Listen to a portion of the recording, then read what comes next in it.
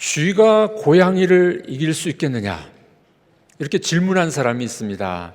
그 유명한 인도의 간디 수상이었었습니다.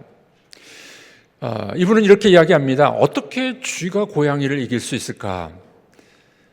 쥐가 쥐약을 먹고 고양이 앞에서 춤을 추랍니다. 그럼 고양이가 이제 쥐를 잡아먹겠죠. 그럼 어떻게 될까요? 쥐약을 먹은 쥐를 고양이가 잡아먹었기 때문에 고양이도 죽게 된다. 그렇게 이야기를 하게 됩니다. 여기서 쥐는 희생을 의미하는데, 그때 당시 인도가 이 영국, 대영 제국의 속국으로 있었잖아요. 그래서 이제 이 인도 국민들을 일깨우기 위해서 그런 이야기를 하게 됩니다. 간디는 또 이런 이야기를 했습니다. 인도 사람 수억 명이잖아요. 수억 명이 침 한 번 뱉으면은 그게 홍수가 돼가지고 영국 사람들 30만 명을 죽일 수 있다. 이렇게 이야기를 하게 됩니다. 참 훌륭한 지도자, 또 국민들을 일깨웠던 그런 지도자가 됩니다. 요즘 세대를 보면은 희생이 없는 시대, 교회도 어떤 경우에 보면 십자가가 없는 그런 교회들도 있습니다. 여러분, 십자가 복음이 뭡니까? 십자가 복음은 나를 희생하는 거예요. 예수 그리스도처럼 내 몸을 쳐서 복종시키고 다른 사람을 위해서 내 몸을 드리고, 나는 손해를 봐도 다른 사람을 유익하게 만드는 것, 이게 그리스도의 복음 아니겠습니까? 요즘 시대를 보면은 너무 이기적인, 나 중심적인 시대로 바뀐 게 아닌가, 그런 생각을 해봅니다.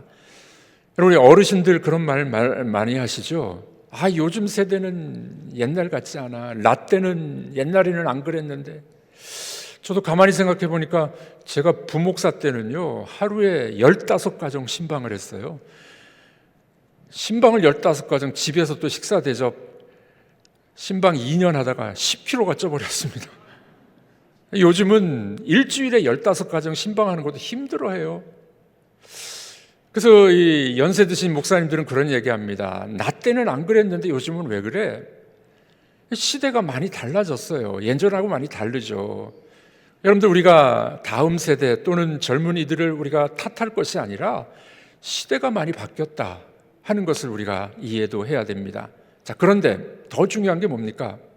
그럼에도 불구하고, 시대가 바뀌었음에도 불구하고 교회는 역시 십자가 복음의 정신, 희생과 섬김의 정신이 있어야 되는데 그게 많이 사라져가고 있지 않느냐, 이렇게 생각을 해보곤 합니다. 희생과 고난 또는 광야를 경험하지 못한 사람들은 참다운 좋은 일꾼과 지도자가 되기가 어렵지 않겠습니까?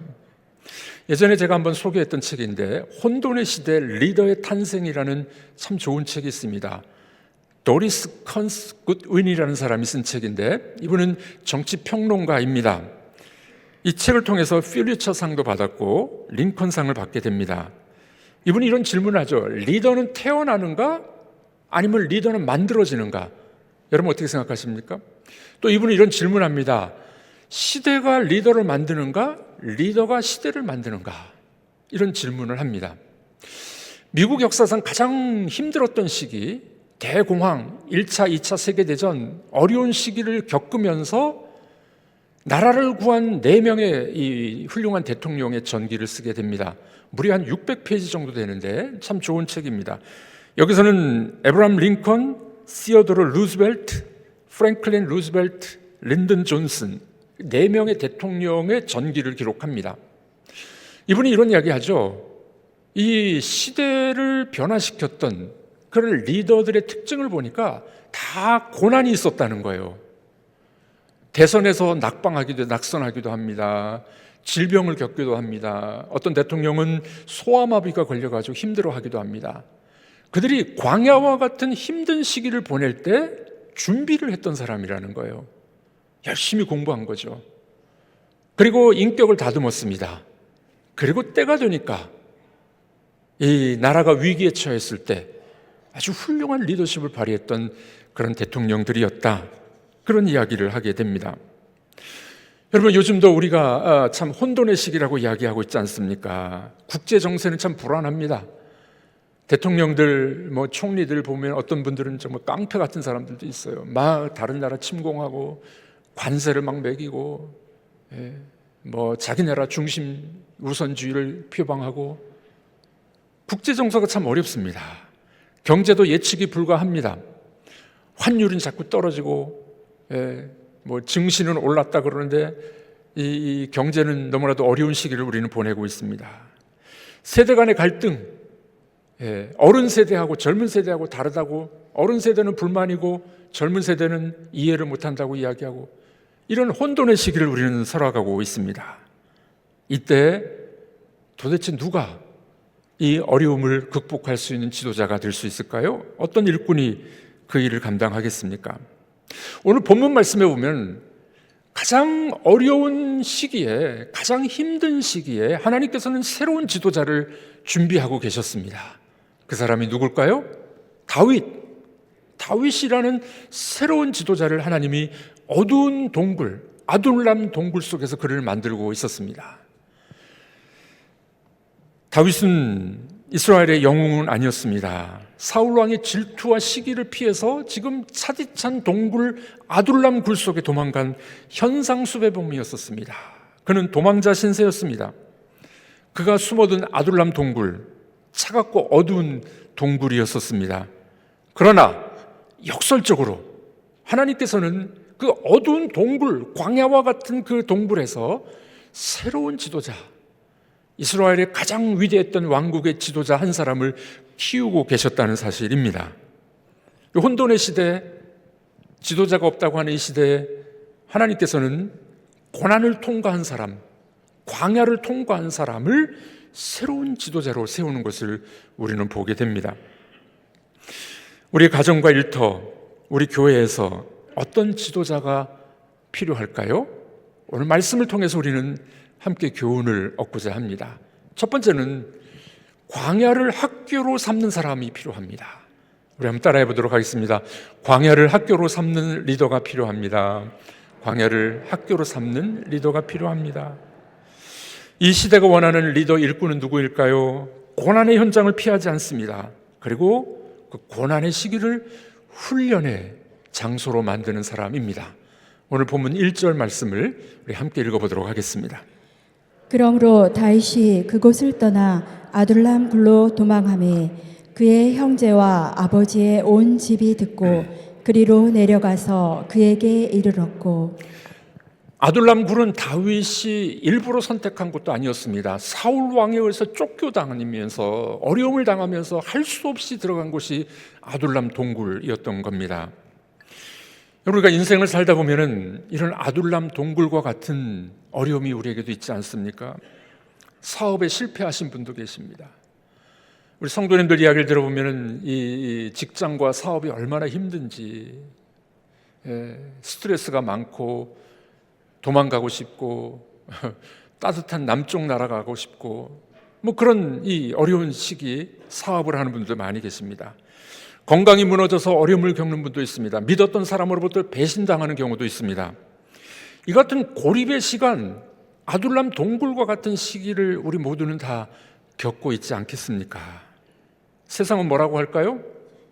세상은 이런 것을 실패자, 낙오자라고 말할 수 있습니다. 그러나 하나님께서는 이 아둘람 동굴과 같은 광야와 같은 이 시기를 하나님의 사람으로 만들어가는 훈련의 장소라는 것을 기억해 보십시오. 세상은 실패라고 말하지만 하나님은 아니야, 내가 너를 새롭게 만들고 있어, 너를 쓰려고 이렇게 고난의 어려움 속에 집어넣었어. 하나님은 그렇게 말씀하고 계시다는 겁니다. 하나님께서는 다윗을 왕으로 세우시기 위해서 왕궁의 교육 대신에 동굴의 교육을 지금 시키고 계십니다. 우리가 잘 알고 있는 모세도 어떻습니까? 왕궁에서 40년 그를 훌륭한 리더로 만들지 못했어요. 그러나 그가 미디안 광야 40년 광야에 갔을 때 그는 한 민족의 지도자로 만들어지게 됐던 겁니다. 요셉은 어떻습니까? 그 요셉이 애굽의 총리가 됐던 이유는 종살이 했기 때문이에요. 감옥에 들어갔기 때문이에요. 그 감옥 생활을 마치고 났을 때 하나님은 그를 애굽의 총리로 지도자를 만드는 것을 우리는 알게 됩니다. 저도 아둘람 굴을 몇 번 경험을 해봤습니다. 살아오면서 목회를 하면서 아둘람 굴 광야와 같은 시기들을 좀 보내봅니다. 대학교 1학년 때 저희 형님 세 분이 함께 사업을 하셨는데 사업에 부도가 났어요. 2년 동안 정말 불철주야 정말 열심히 일했습니다. 저도 망치질을 많이 했는데요.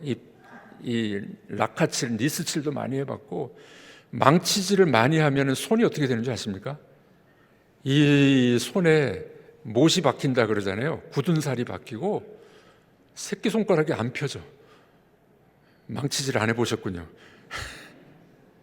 참 어려운 시기를 보냈습니다마는 그 아둘람 굴과 같은 광야의 시기 2년을 지나니까 하나님이 새로운 길을 보여주셨어요.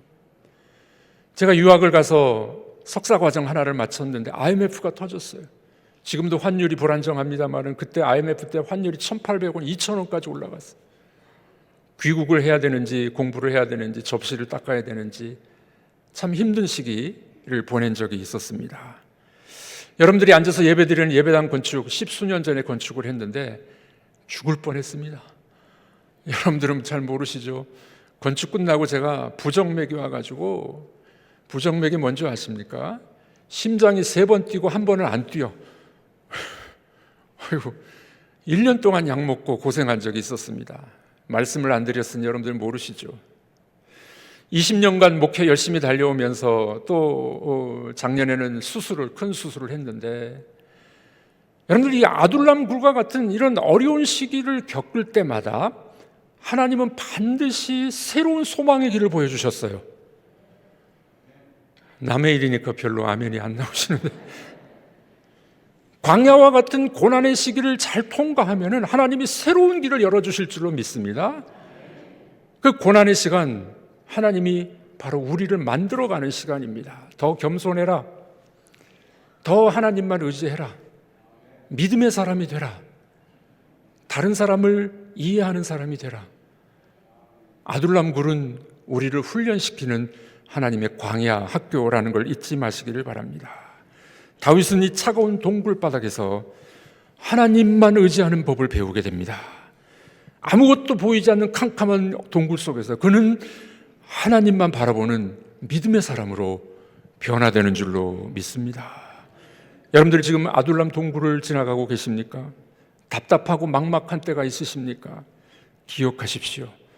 망하는 자리가 아니고 실패의 자리가 아니고 하나님은 여러분들을 만들어가고 계시고 새로운 소망의 길을 준비하고 계신다는 사실을 굳게 붙잡는 여러분들이 되기를 바랍니다.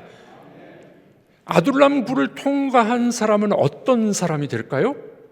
고난을 통과한 사람은 어떤 사람으로 변화될까요? 두 번째로, 동굴과 아둘람 굴을 통과한 사람은 상처 입은 자들을 품어주는 공감의 리더가 됩니다. 너무 멋진 이야기죠? 여러분, 우리 인간은 가만히 있으면 이게 성숙하기 어렵습니다. 훈련을 받아야 됩니다. 하나님께서 우리를 만져주셔야 되는 거죠. 어려운 시기에 훌륭한 리더는 어떤 사람이 될까요? 고난을 통과하고 난 다음에 상처 입은 사람들을 품어주는 가슴이 넓은 사람으로 변화되게 됩니다. 본문 2절 말씀, 다윗이 동굴에 있다는 것을 듣고 많은 사람들이 다윗에게 들어오게 됩니다. 우리 2절 말씀 함께 읽어보도록 하겠습니다. 환난당한 모든 자와 빚진 모든 자와 마음이 원통한 자가 다 그에게로 모였고 그는 그들의 우두머리가 되었는데 그와 함께한 자가 400명 가량이었더라. 아둘람 굴의 피신에 있는 이 다윗에게 400여 명의 사람들이 몰려오게 됩니다. 남자만 400명, 아내들도 있었습니다. 자녀들도 있었습니다. 무려 1000여 명 이상이 동굴에 있는 다윗에게 찾아오게 됩니다. 이들이 누굴까요? 오늘 본문은 이렇게 이야기합니다. 이들은 낙오된 자들이었습니다. 억울한 자들이었어요. 원통한 자들이었습니다. 실패한 자들이었어요. 말하자면 사회에서 떨거지들이에요. 인정받지 못한 사람들입니다. 오합지졸이었습니다. 여러분, 다윗의 입장에 생각해 보십시오. 나도 지금 도망자고 나도 지금 힘들어 죽겠는데 1000여 명이 몰려온 거예요. 자기들을 건수해달라고. 얼마나 힘들었겠습니까? 여러분들 같으면 어떻게 하겠습니까? 야, 나도 힘들어 죽겠는데 오지 말라고. 다윗은 그렇지 않습니다. 아둘람 동굴을 경험한, 고난의 학교를 경험한 사람은 상처 입은 사람들을 품어주는 사람이 되는 것입니다. 여러분들, 혼돈의 시대, 어려움의 시기에 이것이 바로 훌륭한 일꾼, 리더의 본질이 아니겠습니까? 카리스마로 사람을 눌러버리고 사람들을 멸시하고 무시하는 사람이 아니었습니다. 아픔을 경험한 사람이기 때문에 아픈 사람들을 품어주는 거예요. 상처를 입었기 때문에 상처 입은 사람들을 품어주는 상처 입은 치유자가 됩니다. Wounded Healer, 이런 책이 있어요. 바로 예수 그리스도를 말합니다. 우리 주님께서는 십자가의 고난과 상처와 아픔을 겪은 분이었기 때문에 상처 입은 우리 인간들을 품어주시고 우리들을 안아주시는 분인 줄로 믿습니다. 다윗은 광야를 통과했어요. 아둘람굴에서 훈련을 받았어요. 그러다 보니까 상처 입고 어려운 사람들을 다 품어주는 그런 지도자가 됐던 것이었습니다. 여러분, 놀라운 사실은 이 400명의 이 떨거지들, 400명의 낙오자들이 어떻게 되는지 아십니까? 나중에 다윗 왕국의 개국 공신들이 돼요. 용사들이 됩니다. 사회적으로 낙오됐던 이 불쌍한 사람들이 이 다윗이라는 사람 밑에서 함께 신앙생활하고 훈련받다 보니까 한 나라의 대신이 됩니다. 군대 장관이 되는 거예요. 용사가 되는 겁니다. 얼마나 놀라운 일이 되겠습니까? 어떤 한 남자가 작은 배를 빌려가지고 날마다 그 배 선창, 배 밑에 들어가서 한참을 있다가 나오곤 했습니다. 사람들이 이 사람 보니까 이 사람 참 이상한 사람이야, 기행자야, 그렇게 생각을 했던 겁니다. 그런데 이 사람이 한동안 그렇게 배 밑에 들어가서 있다가 몇 년 뒤에 한 권의 책을 씁니다. 옛날에 유명했던 책이죠. 뿌리. 뿌리. 흑인들의 이 노예의 어려움을 겪었던 그 이야기죠. 뿌리라는 책을 짓게 됩니다. 이 책이 나왔을 때 100만 권 이상이 팔리는 아주 베스트셀러가 됩니다. 사람들이 아주 놀래죠. 두 가지를 놀랍니다. 첫 번째는 어떻게 그렇게 흑인들의 삶을 생생하게 잘 기록했을까? 두 번째 놀라는 것은 이 작가가 흑인이 아니라 백인이었어요. 알렉스 헤일리라는 사람입니다. 백인이면서 어떻게 흑인들의 삶을 그렇게 생생하게 기록했을까? 보니까 흑인들이 생활했던 배 밑에, 어두운 그 배 밑에 들어가서 그 삶을 경험했던 거예요. 그들의 삶을 오래도록 경험하면서 흑인들의 고뇌와 아픔을 작품으로 그려냈던 것이었습니다. 여러분들, 상대방을 설득하고 상대방을 얻을 수 있는 좋은 방법은 그 사람을 이해하고 품어주는 거예요. 역지사지라는 말이 있지 않습니까? 나만 생각하지 않고 상대방의 입장을 생각해 주는 거예요. 다윗은 고난의 학교 동굴을 통과하면서 상처 입은 사람들을 품어주는 사람으로 변하게 되는 것을 보게 됩니다. 바로 우리 예수님처럼 상대방을 이해해 줍니다. 공감하는 것입니다. 여러분들 중에 여러분을 힘들게 하는 사람이 있으시죠? 까다롭게 구는, 그리고 똑똑한 말을 많이 하는 분들이 있습니다. 또 어떤 분들은 여러분들에게 와서 도움을 청하는 사람이 있어요. 도와달라고. 여러분들, 그런 분들을 내치지 마십시오. 내가 손해를 보더라도 그들을 품어줄 때 하나님께서 기뻐하는 일꾼이 될 줄로 믿습니다. 도움을 요청하는 사람, 그 사람들은 나의 도움이 아니면 도움을 받을 곳이 없는 거예요. 그들을 짐으로 여기지 말고 하나님이 나에게 붙여준 사람이라는 것을 믿고 여러분들이 품어주는 여러분들이 되시기를 바랍니다. 여러분들, 광야 학교를 통과하고 성품이 품어주는 사람의 아주 아름다운 백미, 아름다운 모습은 어디에 나오는지 아십니까? 세 번째로, 그 사람의 특징은 하나님을 중심에 두는 사람으로 바뀌게 됩니다. 혼돈 속에서 이 공동체의 시선을 하나님께로 고정시킬 줄 아는 리더가 된다는 겁니다. 2절 하반절에 보면 이런 말씀이 있어요. 그는 그들의 우두머리가 되었더라. 그들의 두목이 됐다는 거예요. 리더가 됐다는 거예요. 다윗이 그들에게 돈을 줬기 때문일까요? 다윗이 그들에게 자리를 보장했기 때문일까요? 아닙니다. 그들의 우두머리가 될 수 있었던 이유는 가장 어려운 순간에 광야에서 동굴 속에서 다윗은 하나님을 바라볼 줄 아는 사람이었습니다. 여러분, 우리가 잘 아는 시편 57편과 142편은 다윗이 아둘람 동굴에서 지은 시입니다. 우리 시편 57편을 한번 읽어보도록 하겠습니다. 하나님이여 내 마음이 확정되었고 내 마음이 확정되었사오니 내가 노래하고 내가 찬송하리이다. 내 영광아 깰지어다. 비파야 수금아 깰지어다. 내가 새벽을 깨우리로다. 아주 유명한 구절이죠. 비파와 수금아 깰지어다. 내가 새벽을 깨우리로다. 이 시를 바로 아둘람 동굴에서 지은 거예요. 400명들이, 이 사람들이 뭘 봤을까요? 지금 도망자였습니다. 동굴에 숨어 있습니다. 다 피난 와 있어요. 어려운 환경이었는데도 불구하고 다윗은 내가 새벽을 깨우리로다. 하나님을 찬양하고 하나님 앞에 내가 기도하리로다. 그 모습을 지켜봤던 것입니다. 여러분, 좋은 일꾼, 좋은 리더는 누구일까요? 환경을 바라보고 사람 바라보고 나 힘들어 죽겠어 나만 생각하는 사람이 아니었습니다. 어려울 때, 환경이 어려울 때 하나님을 바라보고 그분을 예배하는 사람이었습니다. 400명은 어떻게 생각했을까요? 아, 우리 대장은 환경 바라보는 사람이 아니구나. 아무리 어려워도 하나님을 바라보는 사람이구나. 이 400명은 다윗의 예배하는 모습을 바라보고 그들이 예배자로 변하게 되는 것입니다. 여러분, 우리 시선을 우리 상처에서 하나님께로 옮기는 여러분들이 되시길 바랍니다. 우리의 분노가 찬양으로 바뀌었으면 좋겠습니다. 우리의 절망이 소망으로 바뀌었으면 좋겠습니다.